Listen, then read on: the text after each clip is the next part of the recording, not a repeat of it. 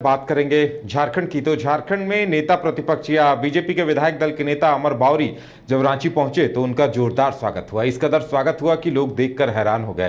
पहले हम आपको थोड़ी तस्वीरें भी दिखाते हैं कि किस तरह से उनका जोरदार स्वागत किया गया है। एयरपोर्ट से लेकर बीजेपी दफ्तर तक उनके समर्थक जगह जगह नजर आए और आपाधापी का माहौल देखने को मिला। आप देख सकते हैं टीवी स्क्रीन पे, बगल में उनके नवीन जायसवाल हैं और इन 4-5 विधायकों की जोड़ी थी जो एक साथ जेवीएम से बीजेपी में उस वक्त आए थे। अमर बावरी भी उसी टीम का हिस्सा थे। अमर बावरी और रणधीर सिंह को मंत्री बनाया गया था और आप टीवी स्क्रीन पे देख सकते हैं किस तरह से उनका जोरदार स्वागत किया। खूब जोरदार स्वागत हुआ है अमर बावरी का रांची पहुंचने पर। और इस वक्त ज्यादा जानकारी के लिए हमारे साथ हमारे संवाददाता मदन जुड़े हुए हैं। मदन, जिस तरह से स्वागत हुआ है नेता प्रतिपक्ष या बीजेपी विधायक दल के नेता का, वो अपने आप में अद्भुत है। मतलब लोगों को उम्मीद नहीं थी कि अमर बावरी के स्वागत में इस कदर लोग उमड़ेंगे। क्या कहेंगे आप? बिल्कुल, देखिए, बीजेपी कार्यकर्ताओं ने, नेताओं ने गर्मजोशी के साथ स्वागत किया है। दरअसल लगभग 4 वर्ष बीतने के बाद अब नेता प्रतिपक्ष जो है वो बना है। ऐसे में महत्वपूर्ण ये होता है कि जिस तरह से बाबूलाल मरांडी को प्रदेश अध्यक्ष का कमान दिया गया और अब तक बीजेपी विधानसभा को जो अपने नेता प्रतिपक्ष के तौर पर, यानी कि विधायक दल के नेता के तौर पर नाम भेजता था, उसमें बाबूलाल मरांडी के नाम होते थे।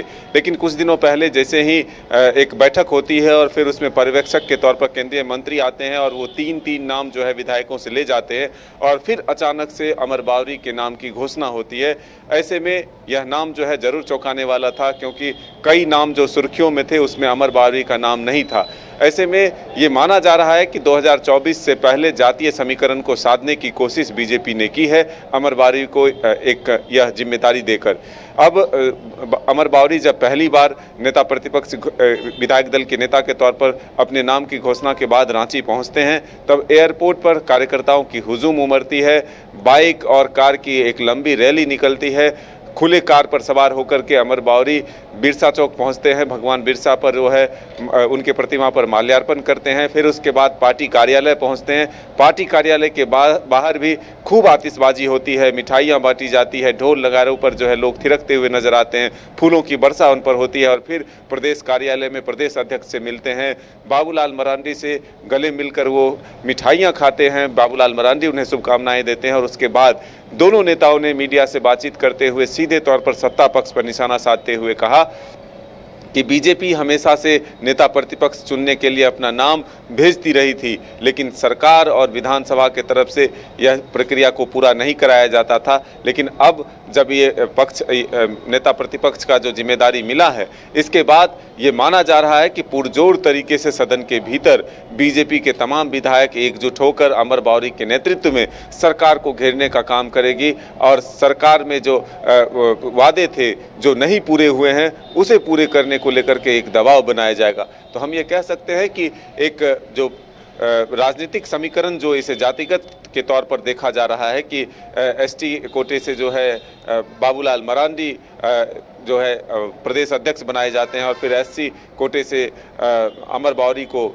एक नेता प्रतिपक्ष का दर्जा दिया जाता है, यानी कि विधायक दल के नेता के तौर पर चुना जाता है। तो ये एक समीकरण जो है आने वाले 2024 के चुनाव को देखते हुए माना जा रहा है। तो ऐसे में हम कह सकते हैं कि एक बड़ी जिम्मेदारी जरूर अमर बावरी के कंधे पर दी गई है।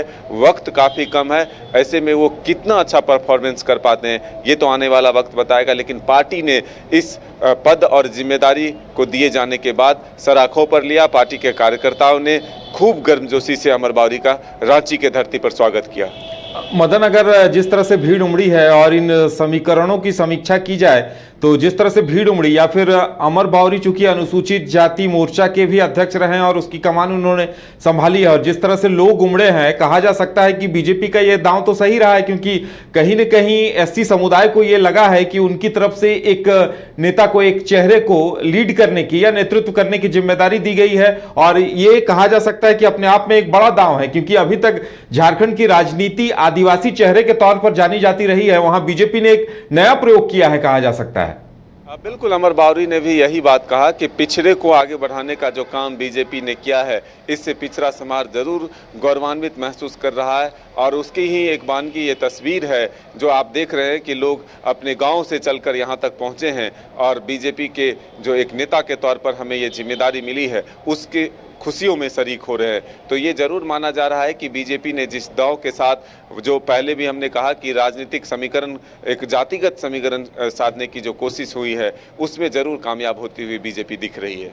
चलिए मदन, हमारे साथ जुड़ने के लिए और तमाम जानकारी देने के लिए आपका बहुत बहुत धन्यवाद। तो जिस तरह से अमर बावरी का जोरदार स्वागत हुआ है, चंदन क्यारी से लेकर राजधानी रांची तक लोग उत्साह में एक दूसरे के गले मिल रहे हैं, बधाई दे रहे हैं, मिठाइयां खिला रहे हैं, पटाखे छोड़ रहे हैं, तो कहा जा सकता है कि बीजेपी का ये कदम कहीं न कहीं सही होता नजर आ रहा है। लेकिन हाँ, इस तरह के कदम कितने सही होते हैं ये चुनावी नतीजे तय करते हैं। तो देखने वाली बात यह होगी कि इसका कितना फर्क पड़ता है और कितना फायदा पार्टी को मिलता है। फिलहाल हमारे साथ इतना ही, हमें दीजिए इजाजत और आप देखते रहिए न्यूज बाइस्कोप। नमस्कार।